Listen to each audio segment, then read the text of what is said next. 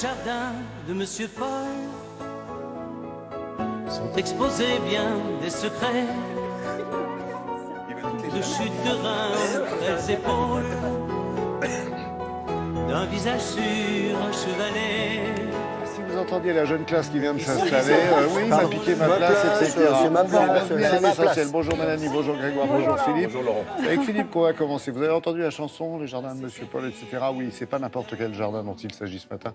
Celui de Monsieur Paul, Paul Bocuse, qui est mort il y a tout juste un an. Enfin, ce sera demain exactement l'anniversaire de cette disparition.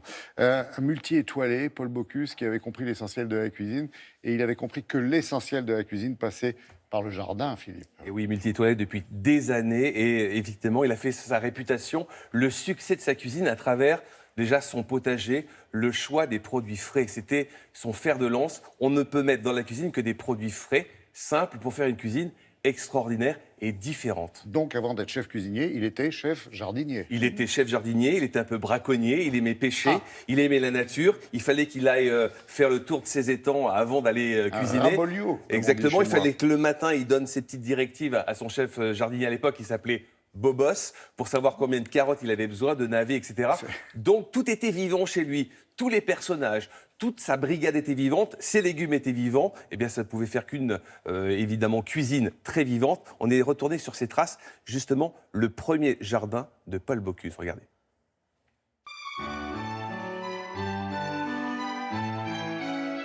Quand on a son propre jardin, c'est formidable. Parce que, vous voyez, ce matin, on a ramassé le persil, on a ramassé les tomates, on a encore ramassé les poireaux, les carottes. Georges, merci de nous accueillir ici. C'est là où le jardin de Paul Bocuse a pris racine ici, hein, c'est ça ? Tout a commencé ici, il y a à peu près une quarantaine d'années. Il venait gratter, il venait ici tous les matins. Tous les matins, Georges, bonjour Georges, on va faire ça aujourd'hui. Alors il avait sa liste qu'il avait préalablement préparée. Et donc je me retrouvais avec la liste. Oula, tout ça en plus, ça va pas être possible. Mais bon, il fallait que ce soit possible. Et il avait la tendance, il disait, si tu peux pas faire ça aujourd'hui, fais-moi-le pour hier. C'est dans cette terre que les premiers légumes ont vu le jour, c'est ça ? C'est les premiers légumes du jardin de M. Paul. Ils ont été plantés ça. C'est magnifique. Descendus au restaurant et qui ont été consommés par ses clients de l'époque. Et ça, c'est une terre vraiment pour des légumes parce qu'elle est très sablonneuse, cette terre. C'est une terre souple, sans pierre, on peut voir, qu'il n'y a pratiquement pas de pierre. Comment ça marchait avec Paul ? Dès le début, c'est Paul qui a proposé les légumes. D'ailleurs, j'ai une feuille qui date de quelques années en arrière, qui est là dans mon bureau. Il avait fait marquer les légumes qu'il voulait essentiellement pour le jardin. Et donc, c'est ce que nous, on a cultivé sur ses volontés. Aujourd'hui, par rapport à la carte, est-ce que les légumes ont changé véritablement ou on a toujours les mêmes bases de légumes qui ont fait la réputation du restaurant ? Les légumes ont changé.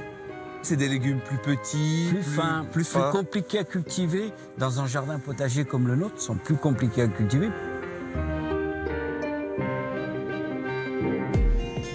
Ce qui fait aussi le secret de l'assiette, c'est la qualité des légumes. Beaucoup de gens ont perdu le goût. Donc, vous leur donnez une tomate qui n'a pas un goût ou une tomate qui a un goût, ils ne feront la différence que le jour où ils auront les deux tomates dans l'assiette.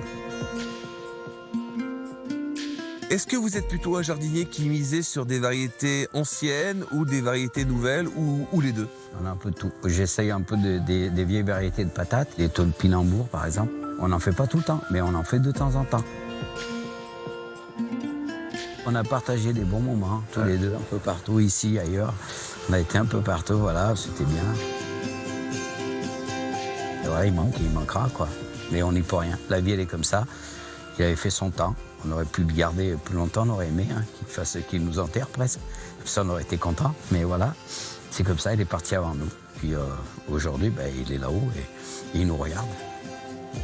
Merci Georges. La cuisine, la vraie cuisine, c'est quand on soulève le couvercle et que ça sent bon.